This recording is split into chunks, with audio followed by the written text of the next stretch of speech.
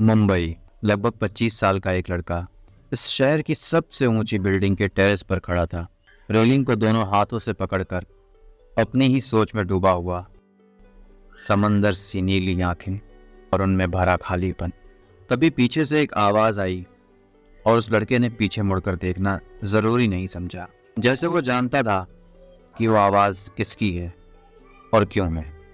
तभी एक suit boot पहना आदमी उसके पास आया, उस लड़के की तरफ एक गिलास बढ़ाता हुआ बोला, अरमान मलिक, बहुत खुशी हुई तुम मेरे कहने पर चले आए। वो लड़का जिसका नाम अरमान था, वो गिलास को हाथों में पकड़कर हवा में गिलास घुमाते हुए बोला, राज, तुम्हें मेरी ज़रूरत है और मुझे तुम्हारी नहीं। जो काम है वो बोलो, फालतू का वक्त नहीं है मेरे पास।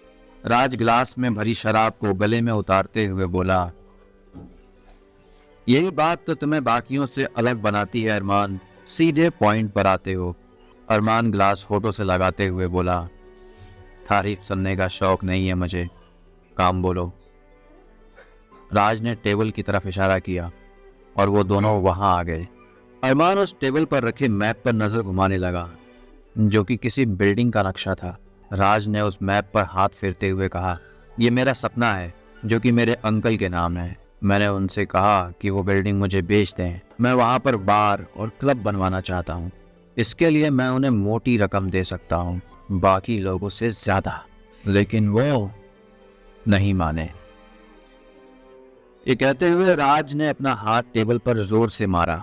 उसकी आंखों में अपने अंकल के लिए गुस्सा साफ देखा जा सकता था। अंकल नहीं माने। उन्होंने अपनी बिल्डिंग किसी दूसरे आदमी को बेच दी और वजह यह बताई कि वो आदमी अनाथ आश्रम खोलेगा। परसों उसी जगह की रजिस्ट्री है। राज अरमान की तरफ देखकर बोलना शुरू करता है, मुझे उस बिल्डिंग के पेपर्स अपने पास चाहिए। तुम्हें उस आदमी से वो बिल्डिंग मुझे दिलानी होगी। साम दाम दंड भेद जो भी करो, बस वो बिल्डिंग मुझे चाहिए, किसी भी कीमत पर। अरमान चुपचाप ये सब सुनता रहा। अब अरमान ने बोलना शुरू किया, काम हो जाएगा राज। राज ने मुस्कुराकर बोला, जानता था ये काम सिर्फ तुम ही कर सकते हो। ये बोलकर एक लिफाफा अरमान की तरफ बढ़ा दिया। इस लिफाफे में उस आदमी की सारी जानकारी है। ये डील करोड़ों रुपए की है। यकीन करो, अगर ये डील हो गई तो मैं तुम्हें कभी निराश नहीं करूंगा। अरमान लिफाफा उठाते हुए बोला, परसों शाम तक पेपर तुम्हारे टेबल पर होंगे। ये कहते हुए अरमान बिल्डिंग से नीचे आया, पार्किंग से अपनी ब्लैक मर्सिडीज निकाली और हाईवे पे घुमा दी। जहां अरमान अपने आने वाले कल से अनजान था, वहीं कोई और भी जो अपने कल से अनजान अपनी जिंदगी जी रही थी, या कह लो उसे भी इंतजार था। मुंबई। एक लड़की सुबह से ही किचन में लगी हुई थी, सारे कामों को जल्दी जल्दी करने की कोशिश में। तभी एक लड़का किचन में आके बोला, मेरा टिफिन कहाँ है दीदी? 12 साल का अमित शर्मा। ये लड़का इस लड़की का भाई है और जान भी। लड़की ने मुस्कुराकर टिफिन उसके हाथों में दे दिया और अमित ने हमेशा की तरह स्कूल जाने से पहले लड़की के पैर छुए और आशीर्वाद लिया। लड़की ने मुस्कुराते हुए कहा, खूब पढ़ो, आगे बढ़ो। अमित मुस्कुराता हुआ स्कूल के लिए चला गया। लड़की ने अपने लिए कॉफी बनाई और बालकनी में चली गई। सुबह का मौसम और ठंडी हवाएं अनाया के चेहरे को छूती हुई निकल रही थी। हाँ, अनाया शर्मा, 21 साल की खूबसूरत लड़की। कद यही कोई 5 फुट 4 इंच, गोरा रंग, सुनहरे लंबे बाल, चेहरा मानो फुर्सत में बनाया हो भगवान ने। खूबसूरती में अप्सरा को भी मात दे दे, लेकिन आंखों में कुछ था उसकी, अधूरापन, उदासी, या इससे ही कुछ मिलता जुलता। अनाया ने अपनी कॉफी खत्म ही की थी। डोरबेल बज गई। अनाया ने गेट खोला तो नियति उसके सामने खड़ी थी, उसकी मेड। अनाया ने बोलना शुरू किया, कहाँ थी भाभी, आपने इतनी देर लगा दी? देखो पूरा घर फैला पड़ा है, आप सफाई करो, मैं ऑफिस जाने के लिए तैयार होके आती हूँ। और हाँ, आपका नाश्ता किचन में रखा है, पहले उसे खा लेना। नियति ने आते ही सबसे पहले नाश्ता किया और अपने काम में लग गई। 9 बजे अनाया अपने कमरे से भागती हुई आई और नियति से बोली, भाभी आपने नाश्ता किया? नियति ने बोला, हाँ जी दीदी।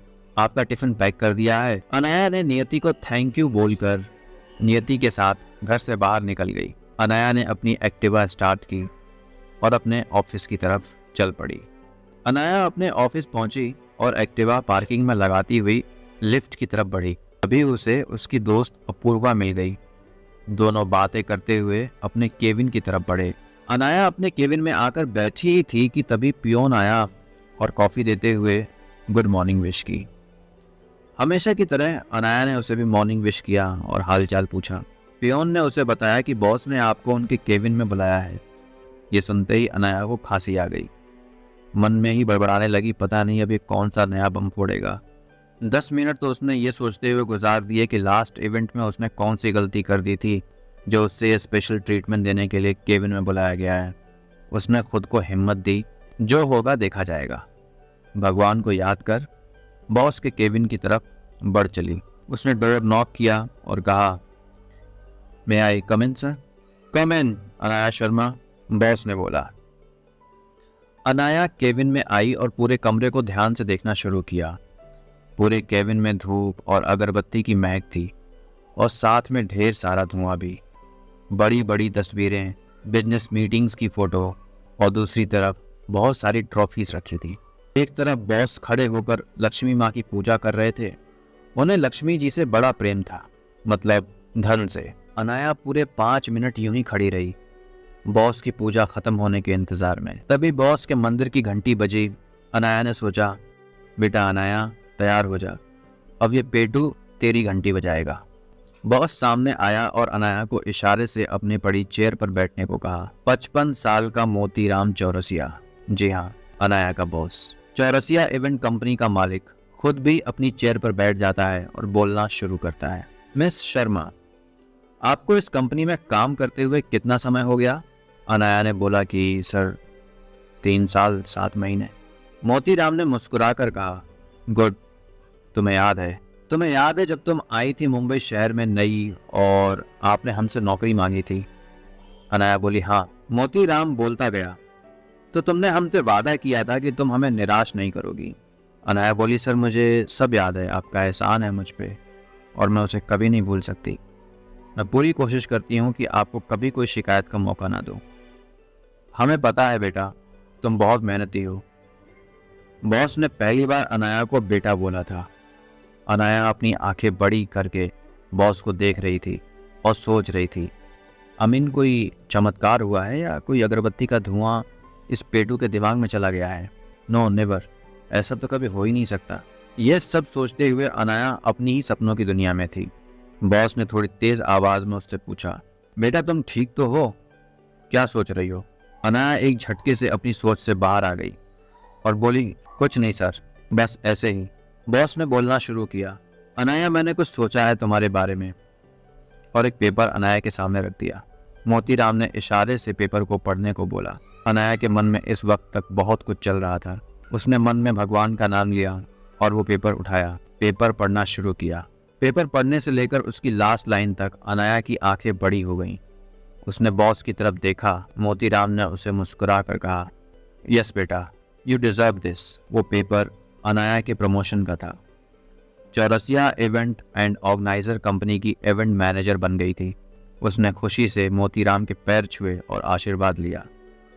मोतीराम ने भी उसके सर पर हाथ रखकर आशीर्वाद दिया और कहा, जितनी मेहनत तुम अब तक करती आई हो उससे ज़्यादा यहाँ करनी पड़ेगी। इस बड़ी पोस्ट के साथ साथ बड़ी जिम्मेदारियाँ भी आएंगी। खूब मेहनत करना और मेरे उस यकीन को टूटने मत देना जो तुम पे 3 साल 7 महीने पहले मैंने किया था। अनाया ने हाँ में सर हिलाया और मोतीराम को थैंक यू बोला और उसे यकीन दिलाया कि अब वो बहुत मेहनत करेगी। मोतीराम ने पियून को बुलाया और बोला, मिस अनाया शर्मा का सारा सामान मैनेजर के केबिन में रखवा दो। मिस शर्मा अब मैनेजर की पोस्ट पर हैं। मोतीराम अनाया की तरफ मुड़ा और बोला, मिस शर्मा मुबारक हो आपको आपकी नई पोस्ट के लिए। आज आपका लास्ट डे है इस कंपनी में बतौर एम्प्लॉय, सो सेलिब्रेट कीजिए। कल पता नहीं आपको फुर्सत मिले या ना मिले। अनाया ने दोबारा मोतीराम को धन्यवाद बोला और उसके बाद केबिन से बाहर आ गई। कंपनी के सब लोगों को पता चल गया था कि अनाया का प्रमोशन हो गया है। सब उसको घेर कर खड़े थे, उसे मुबारकबाद दे रहे थे। तभी अपूर्वा बोली, यार अब तो पार्टी दे दे, मैनेजर बन गई है तू हमारी। अनया ने मुस्कुराकर कहा, जब मर्जी पार्टी ले लो। तभी उनमें से एक लड़का अंकित बोला, यार हमारी वाली पार्टी तो तुम करती नहीं हो, तो अब तुम्हारी वाली पार्टी से काम चलाना पड़ेगा। अनया ने कहना शुरू किया, yes guys you are right, मैं तुम्हारी पार्टी में शामिल नहीं हो सकती हूँ, तो तुम सब मेरी पार्टी में शामिल हो जाओ। आज सबका लंच मेरी तरफ से, जिसको जो खाना पीना है खाओ, ये मेरी तरफ से है, एंजॉय गाइस। लंच टाइम हो चुका था तो सब कैंटीन की तरफ बढ़े और लंच एंजॉय कर रहे थे। सब उसे बार बार मुबारकबाद दे रहे थे। अनया भी उनके साथ बैठकर लंच एंजॉय कर रही थी, बहुत खुश थी, सबको थैंक यू बोल रही थी, साथ में थोड़ी डरी हुई भी थी। अंदर ही अंदर जिम्मेदारियों का डर अनया को थोड़ा परेशान कर रहा था। उसने जल्दी से अपना लंच ख़त्म किया और वापस अपने केबिन में आ गई, जहाँ उसे शिफ्ट होकर मैनेजर के केबिन में जाना था। वो थोड़ी देर अपनी चेयर पर बैठी और अपनी बीती यादें ताज़ा करती रही कि किस तरह वो अपने 9 साल के भाई को लेकर मुंबई आई, कितनी परेशानी का सामना किया। उसे ये नौकरी मिलने में भी बहुत परेशानी हुई। आज उसके पास वो सब कुछ है जो उसने सोचा भी नहीं था। अभी और भी बहुत कुछ करना है उसे अपने भाई के लिए। उसे एक अच्छा काबिल इंसान बनाना है, बहुत पढ़ाना है, उसे एक अनाथ आश्रम खोलना है जहाँ उसके जैसे बच्चे अपना भविष्य संवार सके और उन्हें ज़िंदगी में वो सब कुछ देखना ना पड़े जो उसने देखा है। तभी पियोन की आवाज़ आती है। उसकी आंखें खुली और वो चेयर पर बैठे बैठे कब अपनी अतीत की यादों की गुम हो गई थी उसे पता नहीं चला। पियोन ने बोलना शुरू किया, दीदी आपका सारा सामान सामने वाले केबिन में शिफ्ट कर दिया है, आप चेक कर लीजिए, कुछ रह तो नहीं गया। अनया बोली, कुछ नहीं रह गया, सब हो गया, थैंक यू। अब खाना खा लीजिए कैंटीन में, जो आपका मन हो, बिल मेरे नाम पर बनवा देना। पियोन उसको थैंक यू दीदी बोलता हुआ चला गया। कहानी अभी ख़त्म नहीं हुई है, ये कहानी तो बस अब शुरू हुई है। बने रहिए इस कहानी में। अनया को नहीं पता कि ये प्रमोशन कितनी बड़ी जिम्मेदारियां और उसके लिए कितना बड़ा चैलेंज लेकर आने वाला है। इस कहानी में अभी आगे बहुत सारे ट्विस्ट होने हैं। फिर मुलाकात होगी।